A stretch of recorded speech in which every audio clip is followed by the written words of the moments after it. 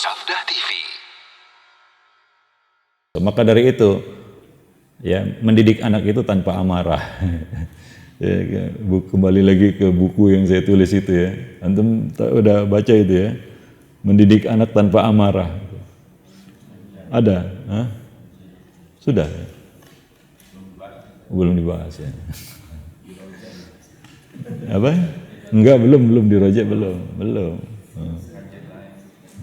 Kajian lain. Iya. Nah, di situ ada saya sebut ya, satu bab. Anak itu memerlukan kasih sayang kita. Ya. Hal ini akan semakin tertuntut di dalam bab mendidik.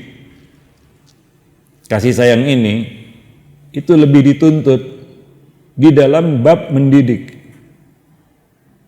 Ya, kita mendidik tanpa kasih sayang itu nonsens, itu bukan pendidikan. Maka dari itu hukuman itu adalah alternatif terakhir. Dan itu juga ada kaidah-kaidahnya. Maka di dalam Islam hukum hudud sekalipun, ya, hukum hudud ini itu ada prosesnya. Enggak langsung bersalah hukum gitu. Enggak, ada proses pengadilan dan lain-lain sebagainya. Kadang-kadang kita memahami Islam ini salah memahami juga gitu. Apa antum dapat pencuri ditangkap langsung diambil parang potong gitu? Enggak. Ada pezina langsung rajam? Enggak. Ada pembunuh langsung qisas? Enggak. Ada proses. Qisas misalnya, kalau masih bisa diupayakan dimaafkan oleh ahli warisnya, dia membayar diat, kan begitu ya. Nah, itu yang ditempuh. Enggak langsung membunuh, nyawa bayar nyawa. Ada proses pengadilan, apakah dia benar-benar bersalah dan lain sebagainya. Demikian juga zina misalnya, mencuri misalnya, dan lain-lain. Ya. Nah, demikian. Tidak langsung hantam kromo istilahnya, enggak. Para jemaah yang dimuliakan Allah. Wallahu a'lam bishawab. Itu di dalam penegakan hudud. Ya. Apalagi di dalam bab mendidik. Mendidik itu bukan menghukum. Ya, sini panjang lagi pembahasannya ini. Karena ada satu kekeliruan di kalangan para pendidik ya, yang mengidentikan hukuman itu sebagai bagian yang harus dalam pendidikan. Sehingga mengidentikan mendidik itu sama dengan menghukum. Anak pun dicekoki dengan apa? Hukuman dan hukuman. Sanksi dan sanksi. Ya. Nah, hilang kasih sayang di situ. Berganti dengan apa? Hukuman dan hukuman.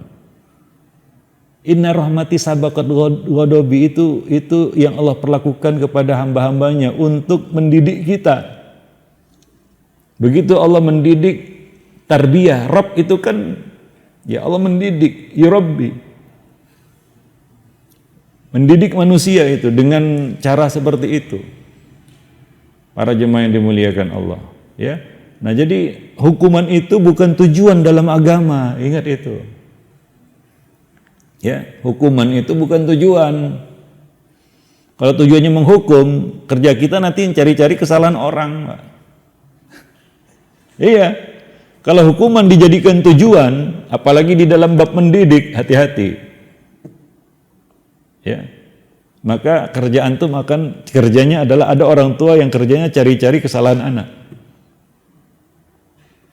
Hari ini belum menghukum anak nih, cari-cari dulu kesalahannya. Iya, ada orang tua yang hobinya menghukum anak, Pak. Ya. Akhirnya apa? Kerjanya cari-cari kesalahan anak. Nah, ini kan nggak mendidik itu, para jemaah yang dimuliakan Allah. Mendidik itu antisipatif namanya, tindakan antisipatif. Bukan sengaja membiarkan anak buat salah kemudian menghukum begitu. Pembiaran, itulah yang disebut pendidikan, mendidik. Maka hukuman di dalam Islam juga adalah suatu tindakan antisipatif, efek jerah dan lain sebagainya. Dan pelaksanaannya juga tidak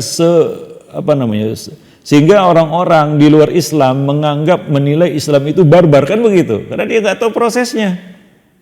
Oh, Islam potong tangan, pancung dan lain sebagainya. Ya, karena dia nggak ngerti Islam, kan begitu ya? Sehingga terkesan apa? Barbar ini. Padahal nggak seperti itu. Mencuri misalnya, ada batas berapa kita katakan harga nilai barang yang dicuri. Satu. Kemudian kondisi barang itu dijaga atau dipagari istilahnya atau tidak. Dua. Yang ketiga, kondisi si pencuri itu sendiri. Ada kadang-kadang di zaman Umar tidak jadi menghukum seorang pencuri. Kenapa? Karena dia ternyata apa? Kepepet, terpaksa untuk mencuri.